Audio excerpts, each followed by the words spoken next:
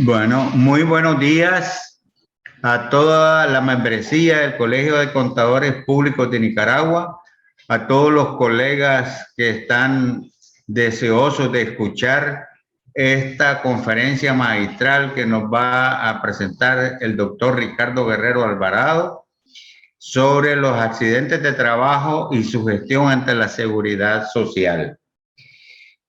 Antes de comenzar a presentar al doctor Guerrero, quisiera darle las gracias al Señor y poner esta actividad en las manos del Señor, que es nuestra política como Colegio de Contadores Públicos, que cualquier actividad le encomendamos a Él para que nos ilumine a través del Espíritu Santo, tanto al expositor como a nosotros, para que podamos entender también.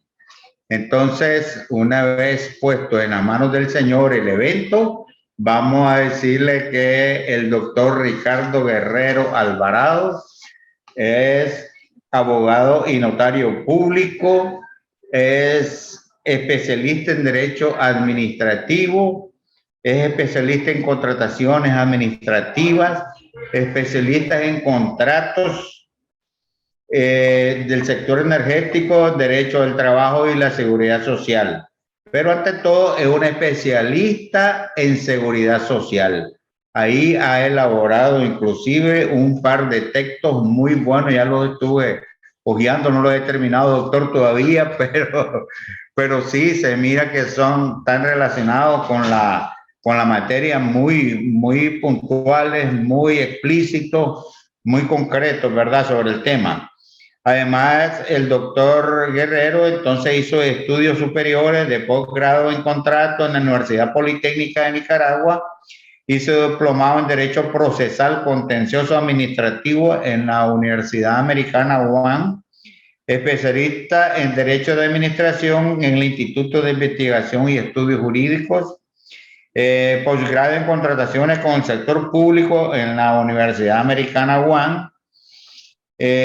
Tiene un dominio del paquete de Office e Internet, habla inglés avanzado del Colegio Americano Nicaragüense y bueno, entonces el doctor es un profesional integral, ¿verdad? Es abogado, especialista, ha trabajado en diferentes instituciones como gerente legal en la zona franca y parque industrial del tránsito, ha trabajado como director general en la Fundación Nicaragüense de Investigaciones y Estudios de Seguridad Social, el subdirector de Asuntos Jurídicos en el Instituto Nicaragüense de Energía, INE, coordinador asesor legal de la Dirección General de Electricidad en el Instituto Nicaragüense de Energía, INE, asesor legal de la Dirección de Asuntos Jurídicos en el INE también, asesor legal reportando al director de asesoría legal de ENACAL, asistente de división legal en el Instituto Nicaragüense de Seguridad Social,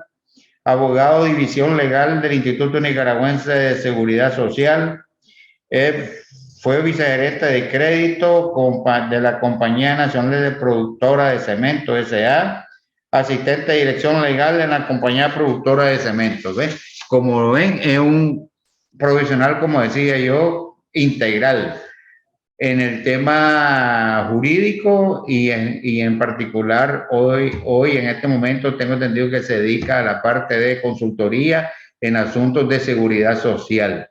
Así es que para no quitarle más el tiempo al doctor Guerrero, lo dejo en manos de usted, doctor, esta magistral conferencia, agradeciéndole un montón que ya era necesario que nos visitara como conferencista aquí en el colegio, porque ya solo a nosotros, creo, nos hacía falta contar con sus tremendas conferencias.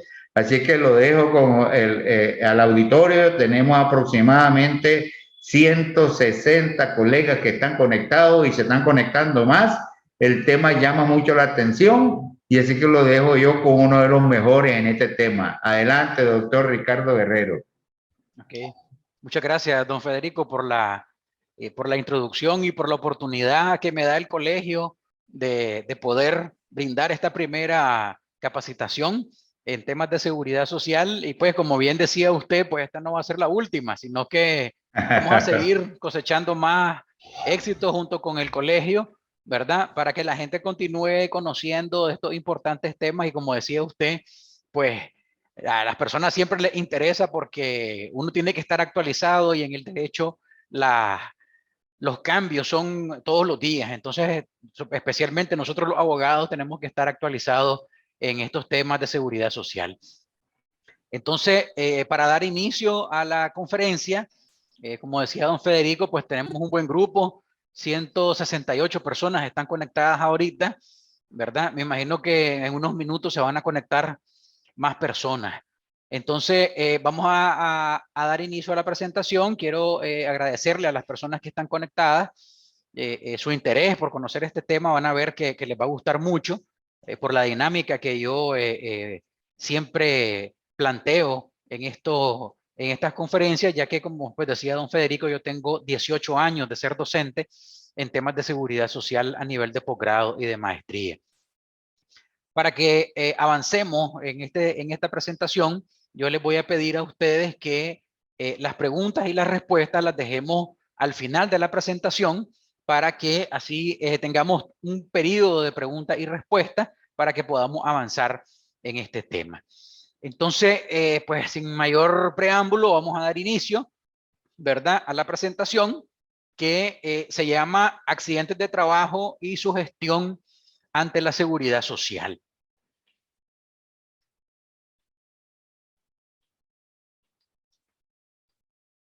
Permítanme que quiero ver por qué no avanza. Correcto. Solo quiero ver cuál es la direccional. Ya me fijé. Ok. Los accidentes de trabajo nunca han estado separados de los cambios que ha tenido los trabajadores ante los cambios mundiales, como por ejemplo hemos tenido últimamente cambios relacionados a la relación de trabajo, producto de la globalización, producto de la pandemia causada por el COVID-19, y esto ha constituido importantes elementos que han llevado a que las relaciones laborales tengan que cambiar, que es como por ejemplo lo que todos ustedes conocen como el teletrabajo, por ejemplo.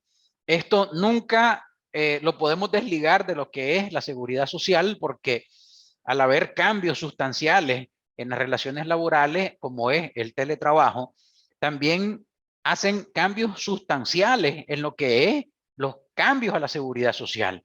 Porque al emigrar el trabajador a una situación de teletrabajo, también la seguridad social tiene que emigrar con él. Por ejemplo, el tema de los accidentes de trabajo que ocurren bajo la condición de teletrabajo. Eso lo vamos a ir viendo un poco más adelante para que ustedes vean cómo han sido los cambios a nivel global de este tema. Según la Organización Internacional del Trabajo, aproximadamente ocurren en el mundo 317 millones de accidentes de trabajo, lo cual le cuesta actualmente el 4% del PIB global de todo el mundo. Aquí en Nicaragua, para que se den una idea, aproximadamente entre los últimos 5 años, según información de los anuarios estadísticos que presenta el INS, ocurren en Nicaragua entre 32,000 y 34,000 accidentes de trabajo.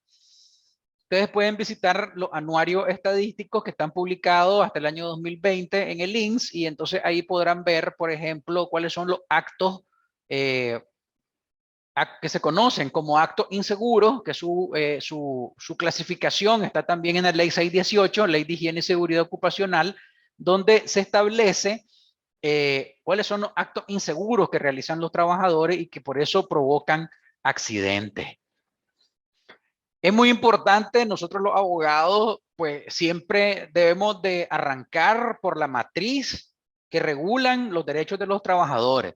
Es muy importante que tomen en consideración lo que establece el artículo 82 de la Constitución Política, donde se establece como principio constitucional que los riesgos profesionales son un derecho de los trabajadores que está revestido de un principio constitucional y que su protección integral va a pasar por lo que se conoce por la modernamente ahora como la protección social. Cuando ustedes escuchen la palabra protección social, también es, por decirlo así, un sinónimo de lo que se conoce como la seguridad social cuando nació allá en los años 1800, 1883, en el periodo del canciller de Hierro. Entonces, la seguridad social tiene principios constitucionales, eso es lo que les quiero manifestar, ¿verdad? Y que específicamente en el artículo 82 de la Constitución se establece este principio constitucional para efectos de los accidentes de trabajo que sufren los trabajadores. Yo me encontré con esta noticia en una ocasión y me llamó mucho la atención porque yo siempre le digo a mis estudiantes que la protección integral de los trabajadores para el seguro de riesgos profesionales cubre inclusive a partir del primer día de trabajo. Inclusive, más adelante vamos a ver cuál es la base legal de que un trabajador, inclusive, aunque haya únicamente firmado el contrato de trabajo y no haya generado ni siquiera número de seguro social y se accidenta, este trabajador se encuentra protegido por el seguro de riesgos profesionales. Eso yo se los mostraba a mis estudiantes porque pareciera que no sucede, pareciera que puede decir alguien, ¿cómo puede ser posible que alguien se accidente el primer día de trabajo? Pero resulta que sí existe, ¿verdad? Y puede ocurrirle a los trabajadores. Entonces, en determinado momento tenemos que tener puesto el sombrero de trabajador y el sombrero del empleador. ¿Qué es lo que tiene que hacer el empleador al momento del accidente y qué es lo que tiene que hacer y cuáles son los derechos que tiene el trabajador al momento del accidente? ¿Cuáles son las principales características del seguro de riesgo profesional? El campo de aplicación es a todos los trabajadores que se encuentran inscritos en el régimen obligatorio que está regulado en el artículo 5 de la Ley de Seguridad Social, decreto 974, y su reglamento, decreto 975 de 1982. La automaticidad para acceder a las prestaciones quiere decir que cuando la persona sin una sola semana cotizada tiene derecho a gozar de las prestaciones del seguro de riesgo profesional. La atención médica, lógicamente, también vamos a ver ahí un elemento que ocurre entre el momento del accidente y el momento en que el empleador tiene la facultad de investigar el accidente. Eso es cuando los trabajadores se accidentan y entonces el trabajador dice, se va a la oficina de recursos humanos y entonces él dice, miren, me caí, me accidenté, yo necesito que me den mi hoja NAT. Entonces, si el empleador no tiene duda de que fue un accidente lo que ocurrió, entonces le entrega la hoja NAT, reporta el accidente en el sistema y el trabajador se va a pasar consulta porque lógicamente lo primero que se debe de preservar es la vida del trabajador. El empleador está relevado de responsabilidad. Lógicamente, el empleador se encuentra relevado de responsabilidad siempre y cuando el trabajador se encuentre inscrito en el régimen integral obligatorio, que es el que conlleva también el régimen de riesgo profesional. La tasa de cotización unipartita del 1.5% quiere decir que solo contribuye el empleador. El trabajador no aporta con su salario en ningún porcentaje para pagar o para financiar el seguro de riesgo profesional. Este tema de la cuantía de la pensión del 60% lo vamos a explicar más adelante, que es la cuantía mínima a la cual el trabajador tiene derecho al momento de que vaya a acceder a una prestación económica de una pensión de incapacidad total, parcial o una gran incapacidad o producto del accidente el trabajador haya fallecido y entonces haya dejado huérfanos, viudas y ascendientes. Estas prestaciones son parte de las prestaciones que yo explicaba en la guía anterior ¿verdad? Lógicamente tiene derecho al subsidio, tiene derecho a las prestaciones médicas, prestaciones en dinero y en especie. En especie significa que la persona, si sufre un accidente de trabajo y, por ejemplo, necesita una silla de ruedas, un andarivel, un bastón, unas muletas, entonces eso lo cubre el seguro de riesgos profesionales. Inclusive, ahora que con el tema de la pandemia se puso muy de moda el tema del delivery, por ejemplo, las entregas a domicilio. Imagínense un caso donde un motorizado sufre un accidente y razón de un accidente de trabajo pierde piezas dentales, entonces el seguro de riesgos profesionales cubre que a ese trabajador se le pongan esas piezas dentales por razón del accidente. En el caso de la discapacidad con ayuda adicional, es un derecho de los trabajadores muy importante que lo conozcan, está regulado en el artículo 86 del reglamento, si no mal recuerdo, donde si la persona, ya sea por razón de la vejez, ya sea por razón de la invalidez o ya sea por razón de un accidente de trabajo, requiere ineludiblemente la atención de otra persona para realizar actividades propias como bañarse, comer, lavarse los dientes, ambular. Entonces, a esa pensión, ya una vez otorgada, se le otorga o se solicita, mejor dicho, una pensión, un porcentaje del 20% para que esa persona que no puede valerse por sí mismo pueda tener una ayuda adicional para poder sufragar los gastos de la persona que lo está cuidando. Las pensiones derivadas de la muerte del trabajador, ¿verdad? Viuda, sus huérfanos y ascendencia. La ascendencia es cuando el trabajador, en algunos casos muy especiales, no se casó, por ejemplo, no tuvo hijos, pero tiene papá y mamá. Entonces, en ese caso, si es la mamá, por ejemplo, la mamá y no hay viuda, su mamá se convierte en su viuda. Por ejemplo, si el trabajador falleció al momento de la prestación económica. Ese es un derecho bien desconocido por las personas y es importante que tomen en cuenta al momento del fallecimiento de un trabajador en un accidente de trabajo, porque a veces las oficinas de recursos humanos tienen que tomar en cuenta el núcleo familiar de la persona y entonces saber de que, por ejemplo, vino y se murió Juan y entonces, bueno, ¿y cuál era el núcleo familiar de Juan que murió en este accidente?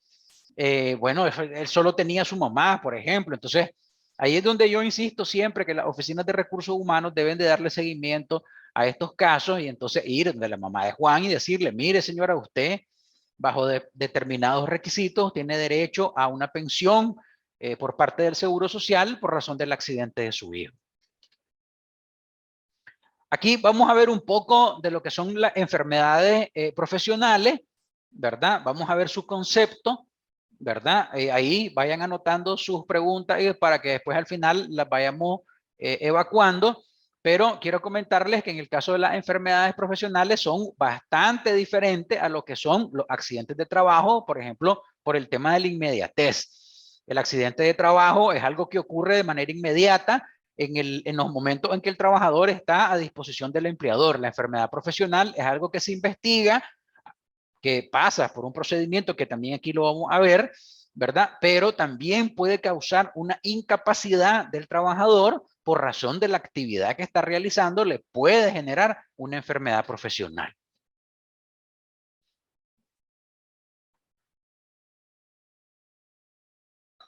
Así es razón de lo que se expresa el Código Federal del Trabajo de México, hablando un poco de derecho comparado, quiero mostrarles la similitud que existen entre los conceptos de lo que es una enfermedad laboral en la legislación de Latinoamérica. También vamos a ver el caso de Costa Rica. Escogí estos dos países porque son países que llevan sus legislaciones bastante adelantadas en relación a lo que son los accidentes de trabajo y las enfermedades profesionales. Entonces, recuerden que ustedes van a tener acceso a la presentación, ¿verdad? Para que después la puedan leer detenidamente. Pero, por ejemplo, si ustedes ven lo que dice el Código Federal del Trabajo en relación a lo que es un accidente de trabajo, yo ahí siempre siempre subrayo, donde está la sustancia del artículo. Si ustedes ven, ¿verdad? El elemento más importante es la subordinación. La subordinación quiere decir que es el momento en que el trabajador se encuentra, que al igual como lo dice nuestra legislación, es el momento en que el trabajador se encuentra a disposición o bajo las órdenes del empleador. Eso tienen que tomarlo ustedes muy en cuenta al momento de realizar la investigación de un accidente de trabajo. Porque, por ejemplo, si el trabajador se sale de la empresa, ¿qué pasa? Entonces ya hay que analizar, ya recursos humanos tiene que valorar y ver, no, espérate, mira, que él se salió con permiso de su empleador, ¿qué andaba haciendo? Entonces, todos esos elementos, cuando el empleador tiene duda, es cuando él tiene la facultad de investigar el accidente de trabajo para determinar si efectivamente fue un accidente de trabajo. ¿Por qué? Porque resulta que en el reglamento de la Ley de Seguridad Social de Nicaragua se establece que si el empleador reporta mal el accidente, hay una multa. Entonces, el empleador siempre tiene que estar claro de que fue un accidente lo que ocurrió. Continúa diciendo el Código Federal del Trabajo de México en relación a las enfermedades profesionales, que es el padecimiento de las personas que trabajan derivado de la acción continua que tenga su origen en el trabajo. Si ustedes se fijan, es un elemento sencillo, o sea, hay que investigar la enfermedad profesional, hay que investigar esa patología que le está causando al trabajador un padecimiento crónico, cuál es su origen.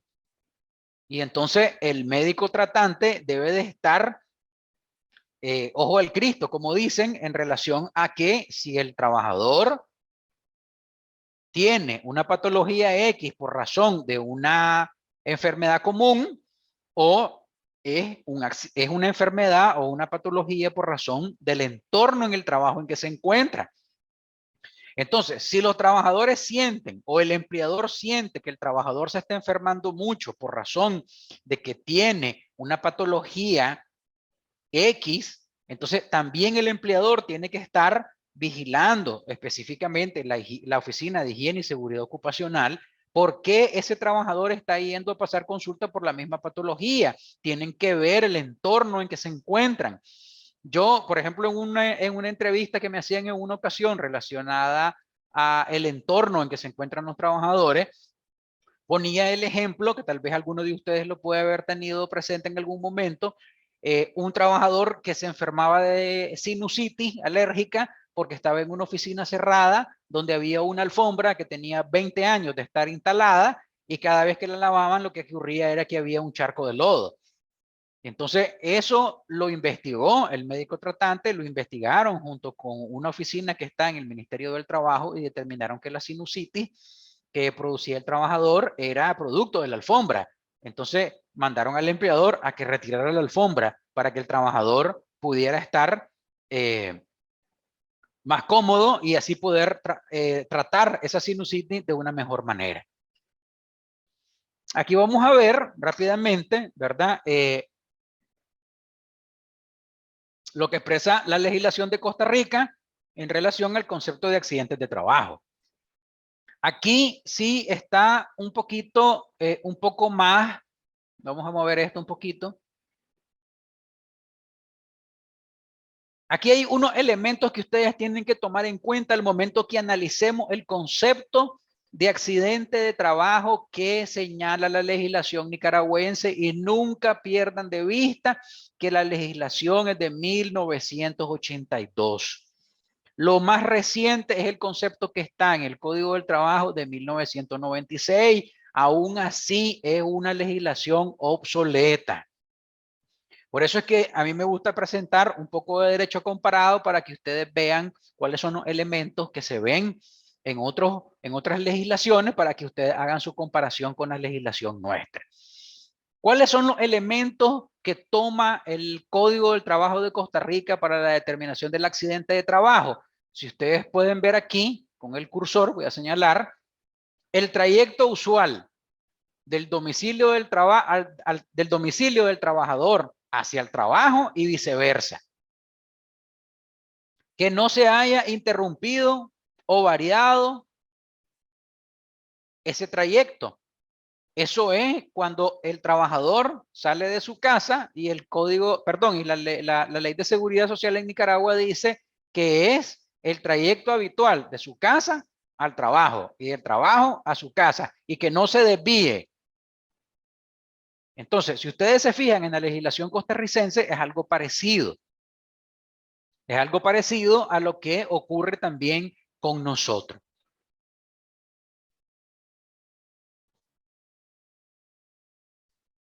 Continúa diciendo el Código del Trabajo de Costa Rica, ¿verdad? Que el trabajador debe de estar en cumplimiento de las órdenes del patrono o en la prestación de un servicio bajo su autoridad. Vean qué interesante estos dos elementos que ustedes pueden tomar en consideración, porque también de alguna manera los recoge la Ley de Seguridad Social y el Código del Trabajo aquí en Nicaragua. Porque, a ver, les pongo un ejemplo para que ustedes también analicen la casuística de sus empresas. Resulta que está un grupo de trabajadores en una oficina y entonces de repente viene el jefe de la contabilidad y dice, hoy es el cumpleaños de Ricardo. Dicen, entonces le vamos a ir a comprar un queque. Y entonces resulta que se saben que Juan tiene una moto y entonces le dicen a Juan que si puede ir en horas de trabajo a comprar el queque. Y entonces resulta que cuando Juan iba con el queque, ¿verdad? Se accidentó. Entonces, ¿qué pasa ahí? Primero al jefe de la contabilidad lo van a regañar porque le dio permiso fuera de horas de trabajo y se accidentó. Entonces, ¿estaba bajo las órdenes del patrono? Sí, me podrían decir ustedes porque fue su jefe inmediato. Pero lo que le mandó a hacer no era una actividad de trabajo. Lo mandó a comprar un pastel para un cumpleañero. ¿Estaba prestando un servicio bajo la autoridad del empleador? Sí, me podrían decir ustedes, porque lo mandó su jefe. Entonces, esos son los elementos que ustedes tienen que empezar a analizar para saber si pueden determinar o no que eso fue un accidente de trabajo. Ok, aquí vamos a entrar un poquito más a lo que expresa la Ley de Seguridad Social de 1982 en relación a lo que es la fuente de financiamiento y el pago de las prestaciones económicas que tiene el trabajador derecho por razón de un accidente. Por ejemplo, si ustedes miran ahí en el artículo 67, esa es la base legal, donde expresa que al momento de que se otorgue una pensión por incapacidad total, no se requiere periodo de calificación. Yo siempre doy la base legal y la explico por razón de que alguien que no conoce les puede decir, mira, pero es que él no tiene semanas cotizadas, no importa. El artículo 67 establece que la persona no se le requiere periodo de calificación para acceder a una prestación económica por razón de un accidente de trabajo. Así es la respuesta que ustedes tienen que darle a la persona que les diga eso. ¿Qué se le garantiza como mínimo? El 60% del salario. En este caso, en el caso de los accidentes de trabajo, no hay cálculo como que fuera una pensión, como que fuera una pensión de IBM. ¿Por qué? Porque no se requiere periodo de calificación, por consiguiente no hay semanas cotizadas y lo que se garantiza es el 60% del salario que está percibiendo el trabajador. Más adelante vamos a ver cuáles son los cálculos para que ustedes los vean y ustedes los tengan ahí en la presentación.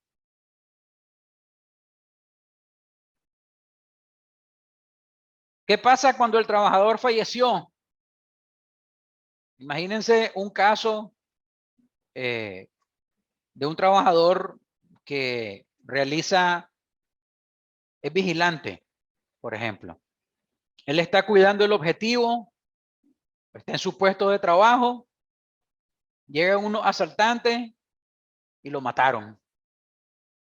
El promedio salarial de un vigilante anda como mucho, como 9,000 córdobas. Entonces, ese vigilante, lógicamente, no va a tener acceso a un servicio de funeral que vaya a ser costeado por sus familiares. Entonces, él tiene, o sus familiares, tienen el derecho a acceder a todas las prestaciones económicas que establece el capítulo 3 de la muerte, porque él no se le requiere periodo de calificación. Entonces, simplemente los familiares al momento de esa tragedia se van a dirigir a una oficina de Links. Si es aquí en Managua, pueden ir al nivel central de Links a cualquier hora, 24/7, 365 días del año, y llevan la cédula del fallecido, el acta de defunción. El Seguro Social aquí en Nicaragua ya ha manifestado públicamente que no se requiere que esté inscrito el certificado, simplemente con el documento que entrega el hospital o el centro de salud. Y si lo tienen a mano, la última colilla del trabajador. Y entonces se presentan a las oficinas de Links, y ahí los propios vigilantes que están en el portón le van a atender para que le entreguen el subsidio de funeral, que en este caso sería el servicio de funeral que le van a dar a este trabajador. La cotización patronal del seguro de riesgos profesionales está a cargo del empleador y está fijada desde 1957 en el 1.5% y se conoce como una contribución unipartita. Eso quiere decir que la cotización o el financiamiento del seguro de riesgos profesionales únicamente está a cargo del empleador.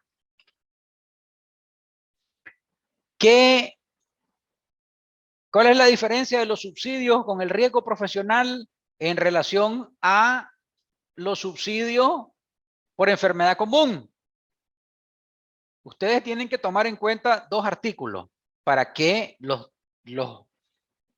tomen nota de ello y después los vayan a leer detenidamente. El primero es el artículo 93 de la ley, que es el que regula los subsidios por accidentes comunes, enfermedades comunes. Ahí es donde están los famosos que han dado de qué hablar, los famosos 3 días de carencia, que inclusive ahí anda una sentencia de la Corte Suprema de Justicia que ha expresado que los primeros 3 días el empleador no los puede tocar, no puede quitárselos a cuenta de salario y no puede quitárselo a cuenta de vacaciones, que era una costumbre que venía haciendo el empleador desde hace mucho tiempo. Pero ese es otro tema. En el caso del subsidio del riesgo profesional, se garantiza el 60% del promedio calculado del salario que tiene la persona para que se le otorgue ese subsidio. Y el subsidio empieza a correr a partir del día siguiente del accidente. O sea, no hay periodo de carencia. Sin embargo, les comento que en una ocasión hubo un empleador que me preguntó que qué pasaba con el día que el trabajador llegó a trabajar, pero se accidentó a las 9 de la mañana. La pregunta del empleador propiamente era, ¿le tengo que pagar ese día? Miren, yo le di una respuesta salomónica y yo le dije, mira, el trabajador se accidentó, está grave, vos lo tenías inscrito, estás relevado de responsabilidad, pero para evitar problemas, tanto con el INSS y como con el trabajador, mejor pagáselo. Sale más barato para evitar cualquier problema con el trabajador y con las autoridades del Ministerio del Trabajo. Así que, si en algún momento le surge esa duda a ustedes, se accidentó a las 9 de la mañana, ¿le tengo que pagar todo el día? Sí, páguenselo. Si me lo preguntan a mí, esa va a ser la respuesta. Algo muy común que puede ocurrir tanto en la invalidez por razón de un accidente común o por una enfermedad común, así como en los riesgos profesionales y una enfermedad profesional, es que el trabajador puede pasar 52 semanas de subsidio, prorrogable 6 meses más a criterio del médico tratante. Esa prórroga es por si acaso en algún momento ustedes tienen un trabajador que llega con un subsidio número 13. La pregunta, lamentablemente, la pregunta de los empleadores es que ¿qué hago con él? Ya tiene 13 meses de subsidio. Yo particularmente lo que recomiendo es, no le puedes hacer nada, porque si lo corres te vas a meter un problema que te va a costar más. En todo caso, hay que esperar que el trabajador salga de su último subsidio y si a criterio del médico tratante él debe ser remitido a la comisión de invalidez, entonces el trabajador va a ser remitido a la comisión de invalidez para que valore si procede una pensión por incapacidad parcial, una incapacidad total o una gran incapacidad o una indemnización, que más adelante la vamos a ver. Aquí vamos a ver algunos conceptos muy importantes. Este es, por ejemplo, el concepto de 1982 que está en la Ley de Seguridad Social, ¿verdad? De lo que es un accidente de trabajo. Ahí podrán ver ustedes de que el accidente de trabajo puede causar la muerte, una lesión orgánica, ¿verdad? Permanente o transitoria. Y tomen nota de esto, muy importante. Puede ser posterior. He ahí la importancia de que el accidente de trabajo siempre debe de ser reportado por muy mínimo que sea. Porque si ese accidente de trabajo que ustedes sufrieron, como que se cayeron en una escalera y se golpearon el coxis, por ejemplo, entonces ustedes puede ser que se curen. Pero si en otro empleador más adelante se vuelven a caer y se vuelven a golpear el coxis, puede ser que esa lesión cause o reviva, por decirlo así, la vieja lesión. Entonces, el accidente que ocurrió la primera vez tiene que estar reportado para que haya una secuencia posterior al accidente. Aquí pueden observar ustedes el tema del trayecto habitual. Ahí vamos a ver una sentencia del Tribunal Nacional Laboral de Apelaciones muy interesante en relación al trayecto habitual entre el domicilio del trabajador y su lugar de trabajo o viceversa. Estos son los dos conceptos un poco más modernos, les digo yo, porque son de 1996, en relación a lo que son los riesgos profesionales y lo que es propiamente dicho el accidente de trabajo, que es un suceso eventual o una acción que involuntariamente sufre el trabajador a consecuencia del trabajo, que puede causar la muerte o puede causar una lesión. Lógicamente que hay accidentes de trabajo que son indudables, que fue un accidente, como por ejemplo que el trabajador lo manden en una misión de trabajo a León y entonces hubo un accidente de tránsito y la persona se murió. Ahí no hay nada que investigar, ¿ya? Son hechos notorios que no requieren mayor prueba. Ahí en todo caso lo que debe de activarse son todas las prestaciones que el trabajador tiene derecho, si existen en la empresa, porque hay empresas que tienen beneficios para los trabajadores por razón de los accidentes que sufren y darle seguimiento. Esa es una recomendación que yo siempre doy por parte a la Oficina de Recursos Humanos, que le den seguimiento. A veces no es por un tema legal, muchachos. A veces es por un tema de humanidad con el trabajador y con la familia del trabajador. Recuerden que el trabajador puede ser que muera en un accidente. Entonces ahí es donde se despierta el sentido humano de las empresas. Continúa diciendo el Código del Trabajo, ¿verdad? Que también puede ser el que ocurrió en el trayecto normal. Recuerden que también lo establece la norma de 1982, ¿verdad? El que ocurre el trabajador al ejecutar órdenes o prestar servicio bajo la autoridad del empleador y el que sucede durante la interrupción del trabajo, antes y después del mismo. Esto tiene que ver mucho con el tipo de jornada que tiene el trabajador. Tomen en cuenta cuando son trabajadores que tienen una jornada continua o tienen una jornada descontinua. Esa es una pregunta muy común porque a veces el trabajador o el empleador, mejor dicho, pregunta y dice, mira, pero es que él se salió a mediodía. Se salió a mediodía a comprar una comida y resulta que lo atropelló una caponera. Y entonces él dice que es un accidente de trabajo. No, espérate, lo primero que tenemos que ver es, hay que preservar la vida de ese trabajador, aunque se haya salido a comprar su almuerzo. Después vamos a determinar si fue un accidente de trabajo o no fue un accidente de trabajo. ¿En base a qué? Al tipo de jornada que él tenga. Este es el concepto que está en el Código del Trabajo en relación a las enfermedades profesionales, ¿verdad? Como ustedes pueden observar, es todo estado patológico derivado de la acción continua de una causa que tenga su origen o motivo en el trabajo.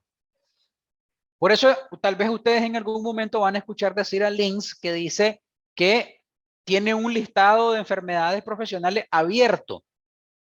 Eso no es porque Linz quiere que sea así, sino porque hay una lista también que está en el Código del Trabajo. Hay una lista que está publicada por la OIT en relación a lo que son enfermedades profesionales que son causadas directamente por la acción continua del trabajo. Entonces, vamos a ir viendo más adelante, en el caso de las enfermedades profesionales, cómo se investiga, cuál es el tratamiento. Ya les dije que es un poco más largo. La Oficina de Recursos Humanos, junto con la Oficina de Higiene y Seguridad Ocupacional, deben de estar atentos a esa enfermedad o ese estado patológico que el trabajador está presentando por razón de una enfermedad que se tiene que investigar.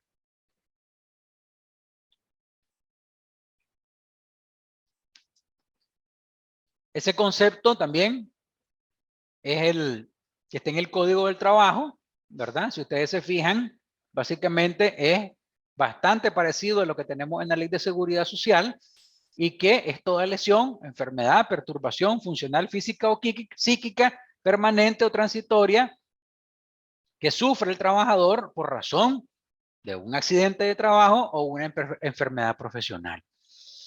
Este tema de los accidentes de trabajo y las enfermedades profesionales, ahora con el tema de la globalización y el tema de la pandemia, ha despertado mucho interés en las diferentes legislaciones por razón de que no existen o no existían en muchos países de Latinoamérica una legislación propiamente dicha que regulara el teletrabajo, por ejemplo. Y entonces, como les decía al principio, por razón de la pandemia, por razón de la globalización, siempre los legisladores se empezaron a preguntar, ¿cómo voy a clasificar yo un accidente de trabajo cuando el trabajador está en condición de teletrabajo? Está en su casa. ¿Cómo lo vigilo? Entonces ya las legislaciones fueron adecuando sus normas jurídicas en relación a adecuar lo que son los accidentes de trabajo propiamente dichos por razón de la condición en que el trabajador está bajo la figura de teletrabajo, que también le puede causar una enfermedad profesional por razón de estar en condición de teletrabajo. Lamentablemente aquí en Nicaragua no existe nada descrito en relación a lo que son los accidentes de trabajo en teletrabajo, ¿verdad? Ni las enfermedades profesionales. Únicamente podemos tomar lo que han dicho las legislaciones de Latinoamérica. Esta circular, que yo no la tengo físicamente, sino pues de que alguien me facilitó básicamente lo que decía, es una normativa para el estudio, el diagnóstico y el tratamiento de una enfermedad profesional. Fue emitida por el INS en el año 2011. Y como ustedes podrán observar, el primer paso es la emisión por parte del médico tratante de una epicrisis de transferencia. Esa epicrisis de transferencia es cuando el médico especialista tiene el criterio de que la patología que está presentando el trabajador puede ser a consecuencia del trabajo. Entonces es donde arranca con esa epicrisis de transferencia el inicio del estudio de la enfermedad que está presentando el trabajador para determinar si es o no una enfermedad profesional. ¿Qué es lo que debe de contener la epicrisis? Debe de contener una conclusión con un diagnóstico. Tienen que practicar exámenes de laboratorio, ¿verdad? Se debe de realizar la expresión del criterio del médico tratante donde él sospecha que es o que puede ser una enfermedad profesional. La debe de firmar y la debe de sellar. También se debe de emitir una carta de solicitud de estudio y registro de enfermedad profesional, ¿verdad? Eso es elaborado aquí en Managua, ¿verdad? Por parte de los trabajadores sociales que se encuentran en el Departamento de Riesgos Profesionales, que es una oficina que se encuentra aquí en la sucursal norte de la carretera norte, aquí en Managua.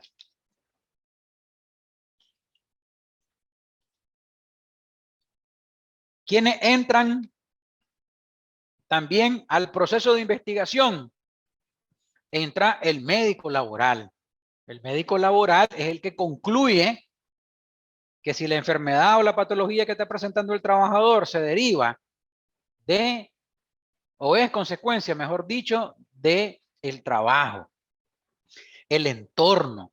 A veces hay empleadores que dicen que mucho chinchineamos a los trabajadores, pero es que el recurso humano debe de prestar o debe de tener condiciones específicas para que él pueda desarrollar su trabajo. Por ejemplo, el tema de la iluminación, el tema del clima, el tema de la protección del entorno en que se encuentra. Entonces, eso es lo más indicado que debe de tener el trabajador y que se debe de investigar para poder determinar si la enfermedad que está presentando el trabajador es o no es una enfermedad profesional.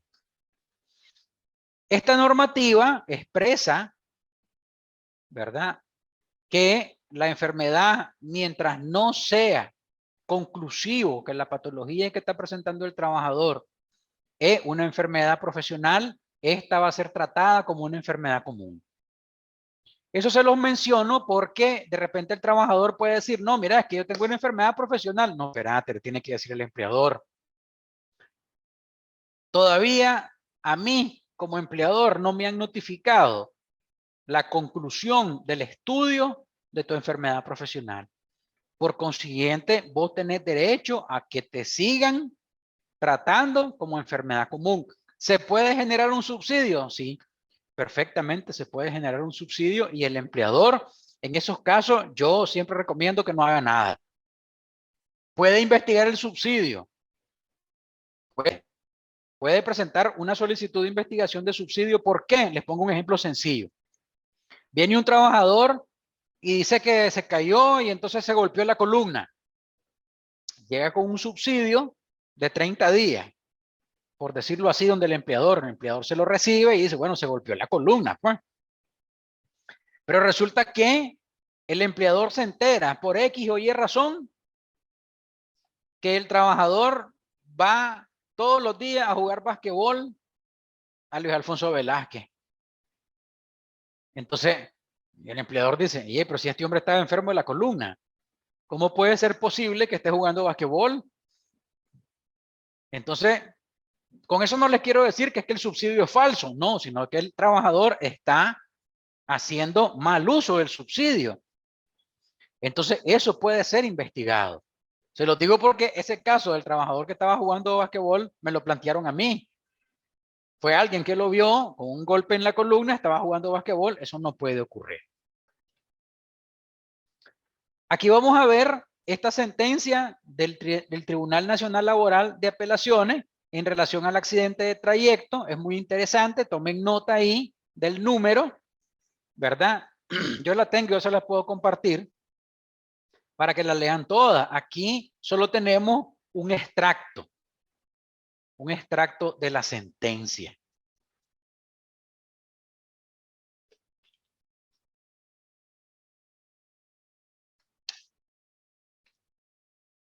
Miren, enfóquense en esto. ¿Qué es lo interesante que dice el tribunal? Que el tribunal en este caso, solo en este caso particular, ha sido el único, tomó en consideración una teoría europea.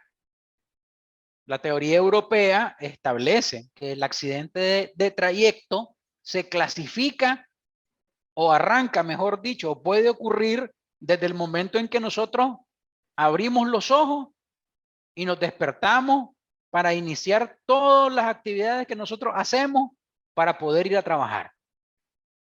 Se levanta, va al baño, se baña, desayuna y sale de su casa.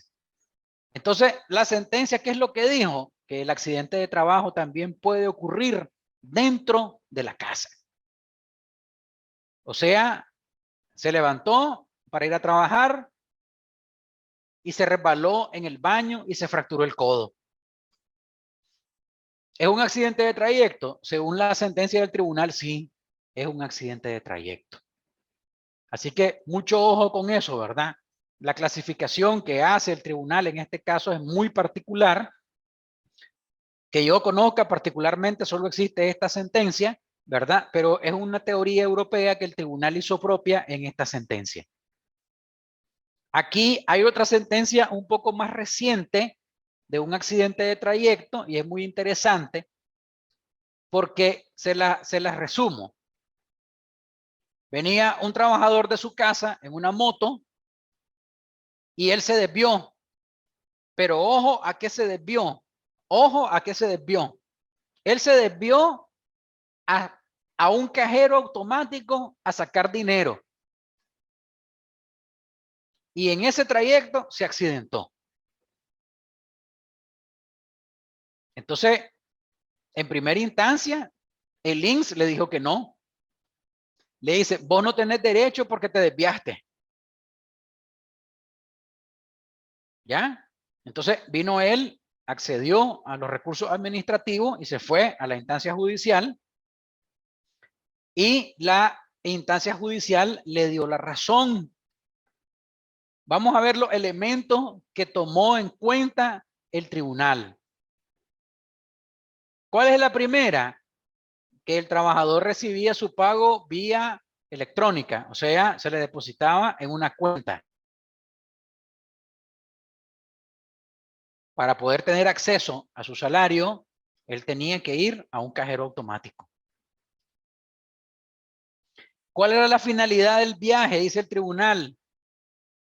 El actor, como les decía yo anteriormente, se desvió, por decirlo así, porque esa va a ser una palabra que van a escuchar mucho ustedes al momento de que quieran clasificar un accidente de trabajo.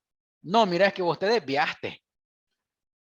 Pero en este caso particular, el tribunal dice, él se desvió porque iba a hacer una acción propia de su trabajo, que era sacar dinero de un cajero. Entonces, ojo con esto. También el elemento cuando se investiga el accidente de trayecto, cuando la persona dice, y porque es parte del procedimiento al momento de la investigación, ya una vez que el trabajador ya está curado, ya está fuera de peligro, él tiene que ir a reportar el accidente al INS. Entonces, tiene que haber una concordancia entre lo que dijo a su empleador, entre lo que reportó el empleador y lo que va a decir el trabajador al INS.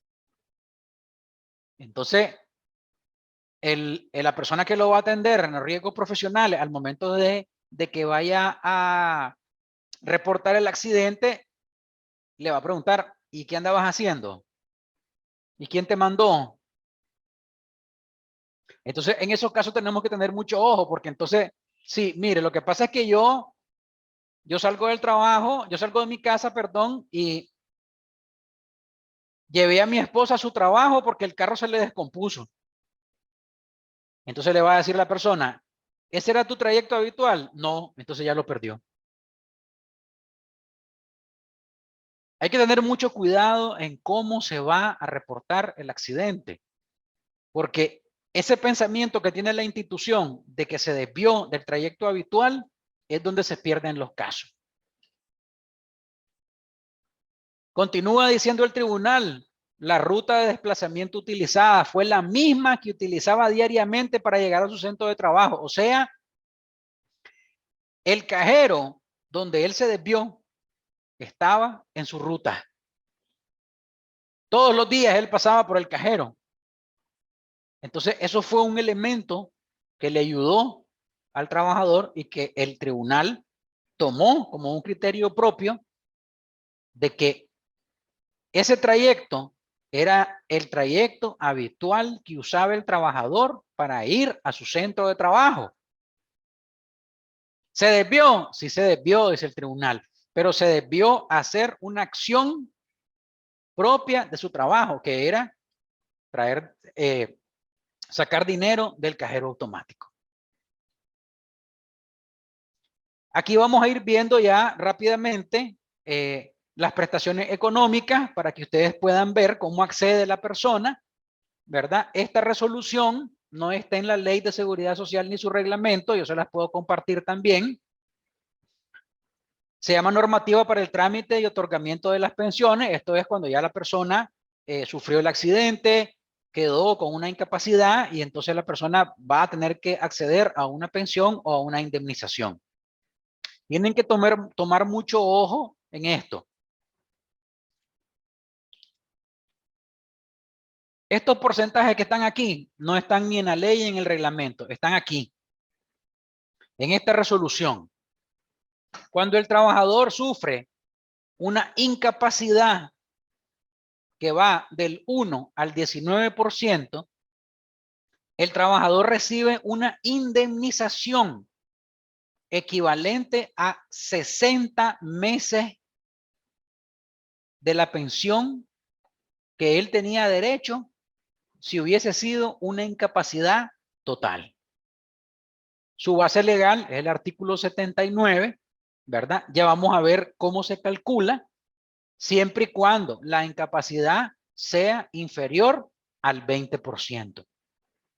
Siempre cuando ustedes tengan una resolución del trabajador en la mano donde a él le dieron una incapacidad, ustedes tienen que fijarse en el porcentaje que le dio la comisión de invalidez. Ya les voy a decir por qué. En este caso, para calcular la indemnización del trabajador, todo esto es a cargo del INSS. Lógicamente, el empleador está relevado de responsabilidad. ¿Por qué pongo en rojo aquí el grado de discapacidad? Porque ese es el porcentaje que va a determinar el tipo de prestación económica que el trabajador va a recibir. En este caso, como va hasta el 19%, es una indemnización. O sea, el trabajador es indemnizado por la institución, por el INSS, y él continúa trabajando. ¿Cómo se calcula? Se van al salario de él, ¿verdad? Le sacan el 60%. Acuérdense que lo que se garantiza como mínimo es el 60%. ¿De qué? De su remuneración base mensual. Entonces, el 60% de 28.500 es 17.100. Esa sería su pensión base mensual si él tuviese derecho a una incapacidad total. Pero como es indemnización, entonces a la pensión máxima total le aplica el grado de discapacidad que le otorgó la comisión de invalidez, el 19%, que son 3.249 córdobas. Lo multiplican por 60 en base a lo que dice este artículo, y al trabajador a cargo del INSS se le va a pagar una indemnización equivalente a 194.940 córdobas en un solo pago al trabajador. Cuando es indemnización, ese es un caso igual, con la única diferencia que en lugar de 19 le dieron el 15. Entonces el procedimiento es el mismo. Vamos a ver uno, este es con 12. Recuerden siempre que va del 1 al 19. ¿Qué pasa cuando el trabajador recibe una incapacidad parcial? Entonces, dice la normativa, la incapacidad parcial va corriendo del 20 al 66%. Entonces, aquí vamos a ver el cálculo. Ustedes siempre deben de ver el grado de discapacidad que le dio la comisión de invalidez. Perdón. Siempre le deben de sacar el 60% al salario o a la remuneración base mensual del trabajador. Siempre. Porque esa es la garantía mínima que tiene el trabajador. Entonces, con eso, con el 60% de la remuneración base mensual, ustedes determinan la pensión base. Una vez determinada la pensión base, ¿verdad? Se le aplica siempre el grado de discapacidad que le otorgó la comisión de invalidez. En este ejemplo, como ustedes pueden observar, está el núcleo familiar, ¿verdad? Hay una esposa y hay una asignación familiar por cada hijo. El cálculo es igual, como pueden observar, ¿verdad? No pasa del 66. Entonces es una incapacidad parcial. Entonces el cálculo es el mismo. 60% del salario y al haber determinado la pensión base, se le aplica el grado de discapacidad que le otorgó la comisión de invalidez. En este caso, ya una incapacidad total ya va del 67% a más. Todo esto, como les decía, lo dice la normativa 94 del 2019. Entonces, el cálculo es el mismo. El cálculo continúa siendo el mismo. Agarran el salario, agarran el grado de discapacidad que le dio la comisión de invalidez, determinan la pensión base, ¿verdad? Y le aplican el porcentaje para saber cuánto es la pensión por incapacidad total que va a tener ese trabajador. Siempre pues se pregunta si tiene núcleo familiar, esposa e hijo, ¿verdad? Para aplicarle la asignación correspondiente que establece el artículo 85 del reglamento. Entonces, hemos terminado esta presentación, ¿verdad? Les agradezco de antemano. Dilatamos 1 hora exactamente. Quiero invitarlos a que nosotros tenemos, dentro de lo que conocen ustedes, de alguno ha visto nuestro programa, se llama Programa Educando en Seguridad Social, ¿verdad? Tenemos una página en Facebook que se llama Programa Educando en Seguridad Social, ¿verdad? Y tenemos un canal de YouTube. Entonces, también se llama Programa Educando en Seguridad Social porque pues los invitamos a que nos regalen un like en la página de Facebook y se suscriban al canal. También aquí está mi correo electrónico, aquí les dejo mi correo para que cualquier duda, cualquier consulta que ustedes tengan, pues nos escriban. Nosotros con mucho gusto vamos a contestar sus preguntas. Vamos a ver, hay 286 participantes y habían casi 300. Más de 300 habían.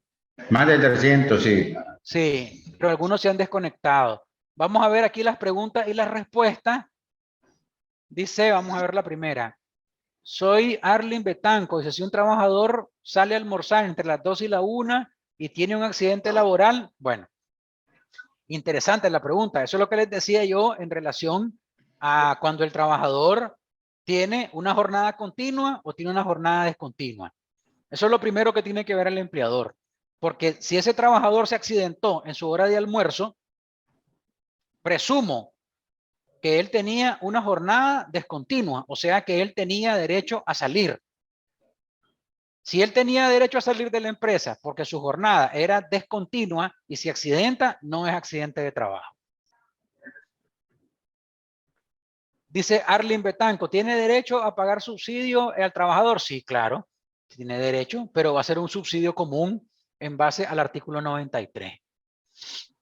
Dice asistente anónimo, buenos días, licenciado Guerrero, quería realizarle una pregunta. Dice, ¿cómo opera cuando la persona está jubilada, fallece y su familia corre con todos los gastos funerarios? ¿Tiene derecho a un reembolso de parte del INSS y cuál sería su cuantía y requisito? Sí, las personas jubiladas tienen derecho al reembolso del subsidio de funeral. Eso tiene que ver, el reembolso del subsidio de funeral tiene que ver con la cuantía de la pensión de la persona. O sea, cuánto estaba recibiendo de pensión. No es el hecho de que la persona falleció y entonces algún familiar le compró un ataúd que costó $2,000 y no le van a regresar $2,000. El reembolso va en dependencia a lo que la persona estaba percibiendo en calidad de pensión de vejez. Dice aquí, ¿por qué ahora el INSS estipula el tiempo de subsidio y no el médico tratante?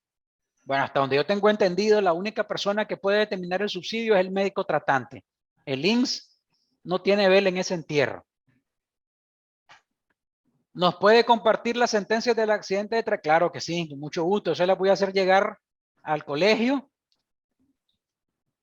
para que se las haga compartir a ustedes. Y ese es lo mínimo que podemos hacer nosotros por haber estado en esta presentación. Dice aquí otra pregunta. Un trabajador, dice, en su segundo día de trabajo sufre un accidente de tránsito mientras realiza gestiones propias del puesto. El trabajador aún no había sido inscrito, ya que todavía estaba completando su documento. Tras el accidente, se corre a inscribir, muy común.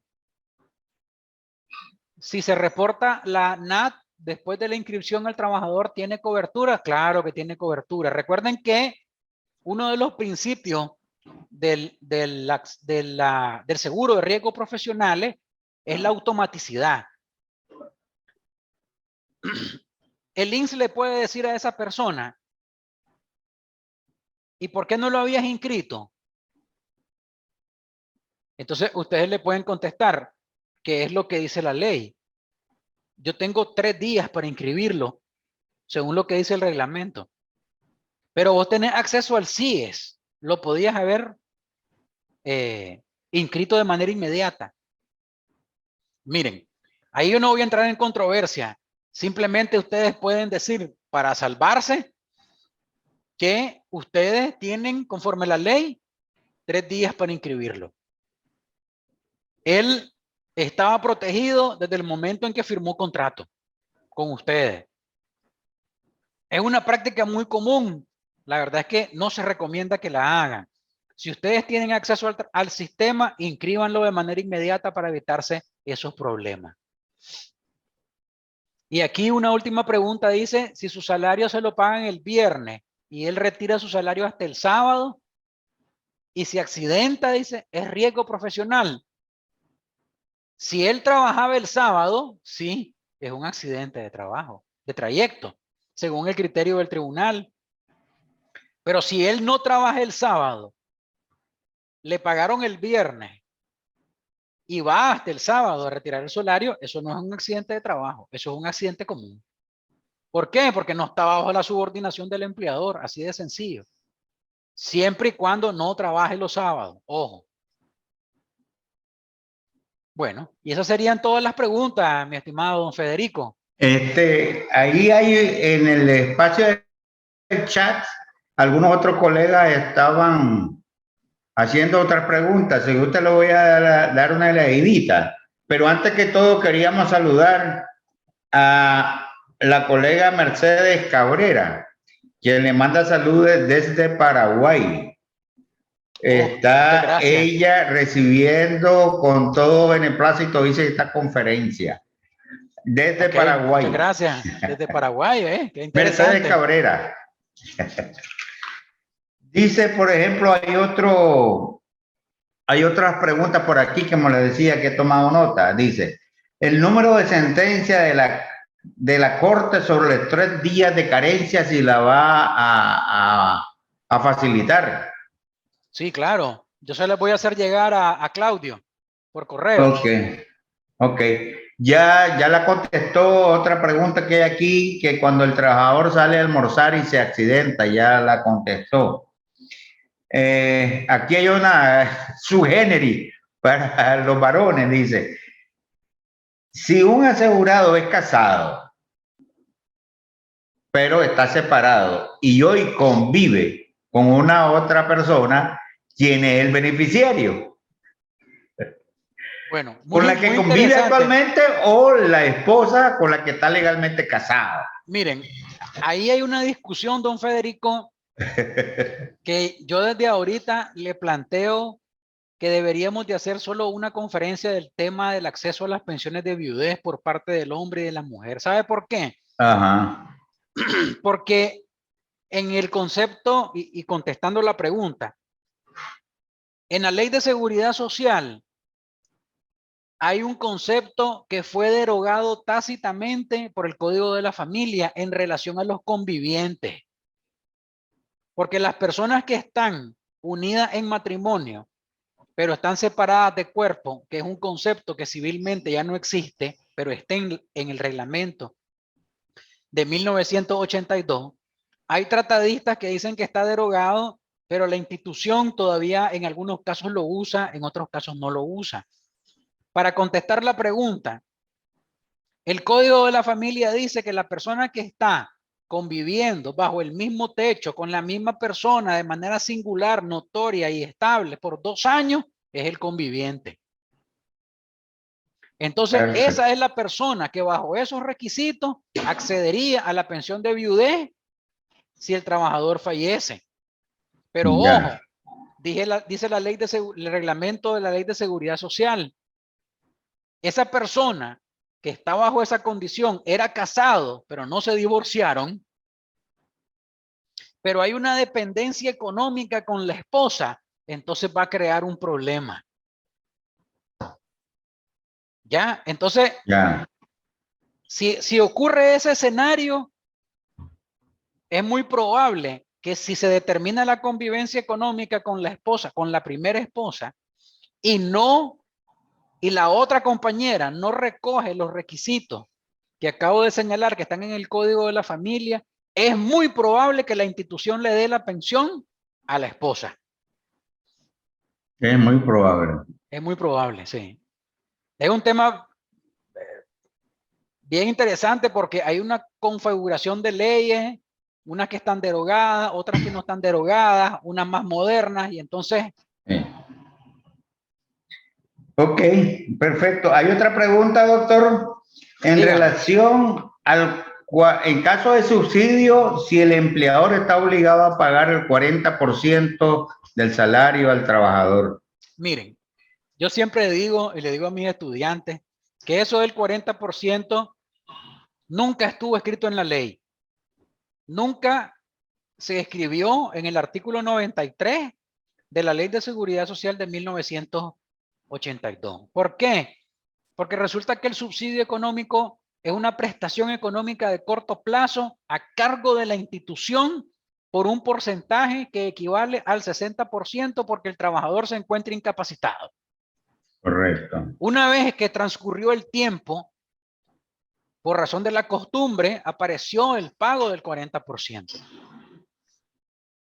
El 40% no está escrito en ningún lado, más que en algunos documentos del Ministerio del Trabajo, donde el Ministerio del Trabajo ha dicho que la única obligación que tiene el empleador de pagar el 40% es cuando se ha vuelto costumbre por parte del empleador. Si el empleador tiene la costumbre de pagar a todos sus trabajadores como regla general, como derecho adquirido a todos los trabajadores, el 40% sí tiene la obligación de pagarlo. Correcto. Si no es costumbre del empleador, no está obligado a pagarlo. Para ese caso, la costumbre se convirtió en una fuente del derecho, de un derecho adquirido, pues, de los trabajadores. Recuerde que la costumbre es una fuente del derecho del trabajo. La fuente del derecho. Así es. Aquí hay otra pregunta, doctor, que en el caso del régimen de IBM, se me salió, ya me salí del... Pero ¿hay alguna diferencia con los regímenes el régimen IBM con relación a otro, al régimen en general, pues?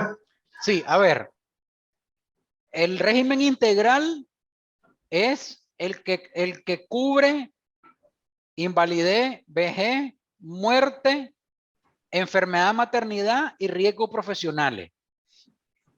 En el caso del régimen IBM-RP, es el régimen que no cubre el beneficio del seguro de enfermedad maternidad.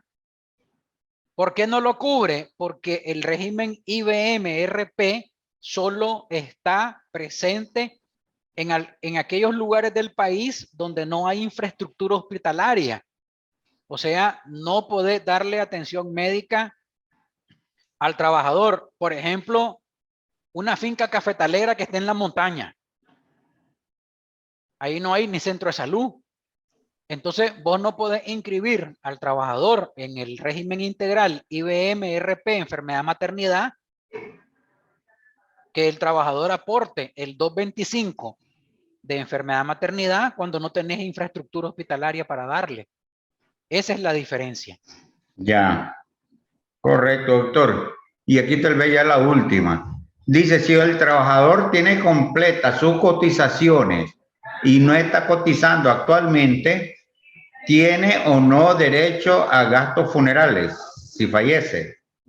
Miren, esa es una pregunta muy interesante. Yo invito a la persona que hizo la pregunta, que busque el Brenda artículo. Acosta. Ok, Brenda. Me gustaría, Brenda, que leyera el artículo 44 del reglamento de la Ley de Seguridad Social. Ese artículo establece una serie de derechos para los trabajadores cesantes, que es la pregunta que está haciendo usted.